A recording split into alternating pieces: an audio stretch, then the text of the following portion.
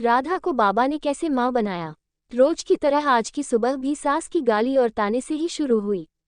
राधा रोज रोज के झगड़े से तंग आ चुकी थी, लेकिन वह और कर भी क्या सकती थी। उसे तो सुनना था। वह चुपचाप सास ससुर और पड़ोसियों के ताने सुनती और रोती। राधा की शादी राजेश के साथ 6 साल पहले हुई थी।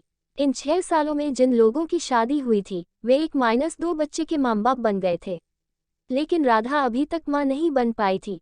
इसके चलते उसे बांझ जैसी उपाधि मिल गई थी। राह चलती औरतें भी राधा को तरह तरह के ताने देती और बांझ कहकर चिढ़ाती। राधा को यह सब बहुत खराब लगता, लेकिन वह किस किस का मुंह बंद करती। आखिर वे लोग भी तो ठीक ही कहते हैं। राधा सोचती, मैं क्या करूं? अपना इलाज तो करा रही हूं। डॉक्टर ने लगातार इलाज कराने को कहा है, जो मैं कर रही हूं, लेकिन जो मेरे वश में नहीं है उसे मैं कैसे कर सकती हूं। एक दिन पड़ोस का एक बच्चा खेलते खेलते राधा के घर आ गया। बच्चे को देख राधा ने उसे अपनी गोद में बिठा लिया और उसे प्यार से चूमने लगी।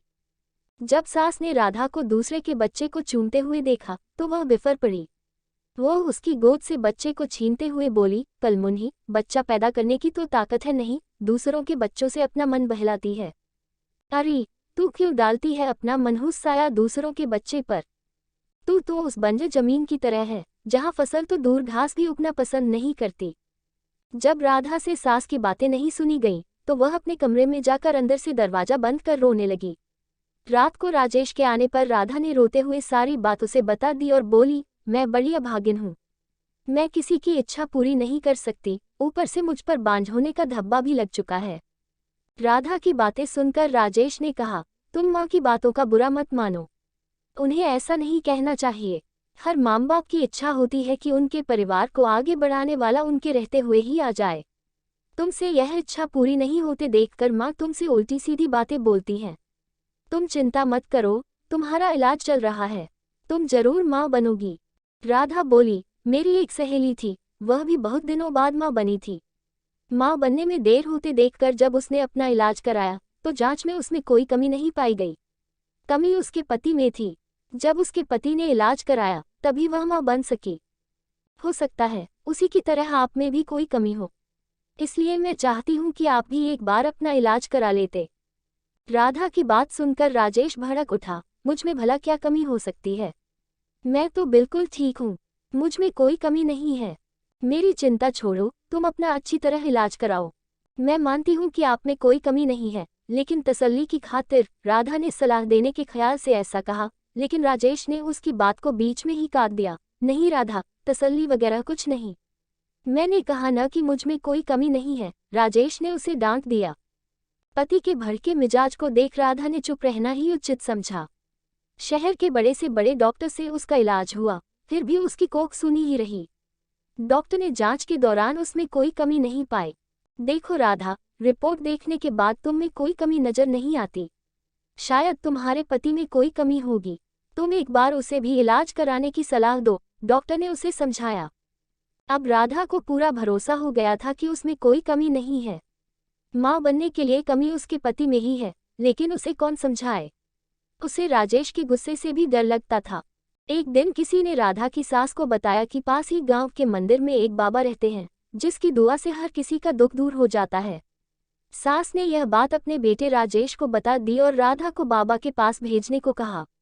रात को राजेश ने राधा से कहा, कल तुम मंदिर चली जाना। ठीक है, मैं चली जाऊंगी, लेकिन मैं डॉक्टर के पास गई थी। डॉक्टर ने मुझ में कोई कमी नहीं बताई, इसलिए मैं चाहती हूँ कि आप भी एक बार अपना। डरते डरते राधा कह रही थी, लेकिन राजेश ने उसकी बात को अनसुना कर दिया। राधा, मैं कहीं नहीं जाऊंगा, तुम कल मंदिर में बाबा के पास चली जाना, ऐसा कहकर राजेश सो गया।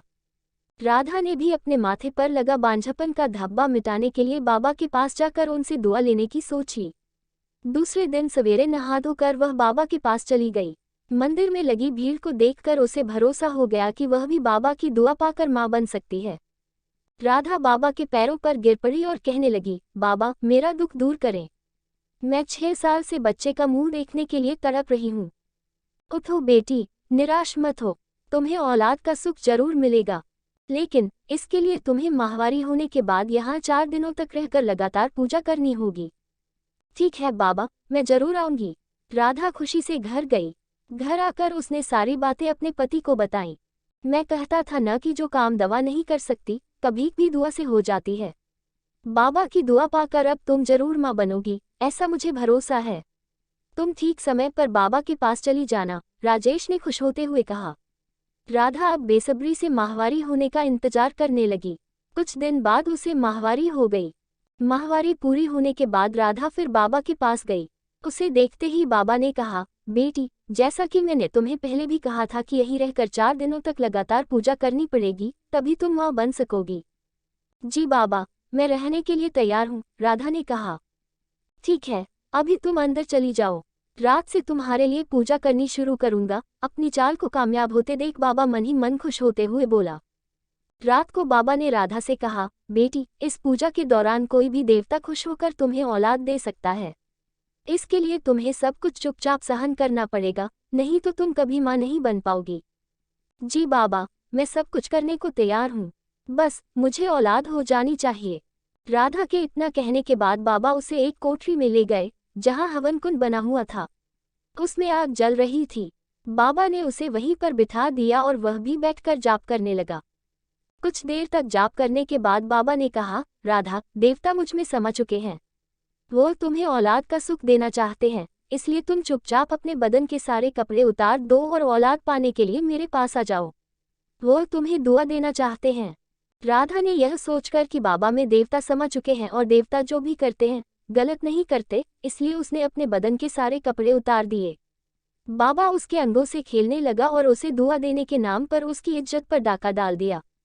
4 दिनों तक लगातार बाबा ने इस पूजा के बहाने राधा से जिस्मानी संबंध बनाए। 5वें दिन बाबा ने कहा, राधा बेटी, हमारी दुआ कबूल हो गई, पूजा भी पूरी हो गई, अब तुम जरूर माँ बनोगी, तुम घर जा सकती हो। बाबा की दुआ लेकर वह खुशी खुशी घर लौट आई। 9 महीने बाद राधा माँ बन गई। उसे बाबा की दुआ लग गई थी। उसके माथे से बांझपन का धब्बा मिट चुका था। घर के सारे लोग बहुत खुश थे। राजेश को अब पूरा यकीन हो गया था कि उसमें भी बाप बनने की ताकत है, लेकिन सच्चाई से सभी अनजान थे।